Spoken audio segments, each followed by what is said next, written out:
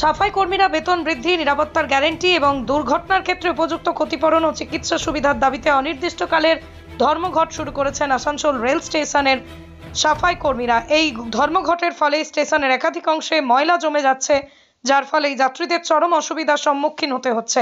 কর্মীদের হুঁশিয়ারি, যদি তাদের দাবি পূরণ না হয় তীব্র আন্দোলনে নামা হবে। কর্মীদের দাবিগুলো ঠিক কি? সাফাই কর্মী চন্দন দাস জানিয়েছেন, আগে ঠিকাদার তাদের 9,000 টাকা বেতন দিতেন, তবে নতুন ঠিকাদার আসার পর তারা 12,000 টাকা বেতন, নিরাপত্তার গ্যারান্টি এবং দুর্ঘটনার ক্ষেত্রে উপযুক্ত ক্ষতিপূরণ, চিকিৎসা সুবিধার দাবি জানিয়েছেন। যতক্ষণ না এই দাবিগুলো পূরণ হচ্ছে তারা কাজে ফিরবেন না বলে স্পষ্ট জানিয়ে দিয়েছেন। যাত্রীদের অভিযোগ, ধর্মঘটের ফলে স্টেশনের প্ল্যাটফর্ম, ওয়েটিং এরিয়া ময়লা স্তূপ জমেছে। যাত্রীরা জানিয়েছেন যে দুর্গন্ধ, অপরিচ্ছন্নতা পরিবেশের কারণে বসার জায়গাগুলো অস্বাস্থ্যকর হয়ে পড়েছে। রেল প্রশাসন এখনো পর্যন্ত কোনো পদক্ষেপ গ্রহণ করেনি, আর এর ফলেই যাত্রীদের ক্ষোভ বাড়ছে। কাটিহারের অবস্থাও একই। এই সমস্যা শুধুমাত্র আসানসোলে সীমাবদ্ধ নয়। সম্প্রতি কাটিহার রেলওয়ে পিট লাইনের পরিচ্ছন্নতা কর্মীরাও বেতন বৃদ্ধি, অন্যান্য সুবিধার দাবিতে ধর্মঘট করেছেন, আর যার ফলে সেখানেও পরিচ্ছন্নতার ব্যবস্থা ভেঙে পড়েছে। রেল প্রশাসনের কাছে বড় চ্যালেঞ্জ সাফাই কর্মীদের দাবি, তাদের জীবিকা, কাজের জায়গায় নিরাপত্তার সঙ্গে জড়িত। রেল কর্তৃপক্ষকে অবিলম্বে এই বিষয়ে কার্যকর পদক্ষেপ নিতে হবে বলেই যাত্রী সংগঠনগুলির দাবি, না হলে যাত্রীদের দুর্ভোগ আরও বাড়তে পারে। বিক্ষোভ হচ্ছে লেবারের পেমেন্ট।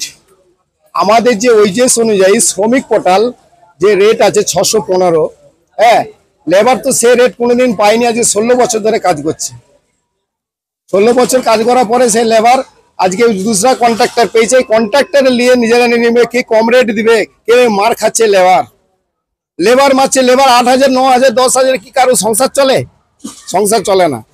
মিনিমাম আমরা ডিআরএম সাহেব এসেছিলেন, উনি বলেছিলেন যে 15,000 তোমাদের পেমেন্ট ওয়েজেস পাওয়া দরকার, উনি নিজে খুদ বলেছিলেন।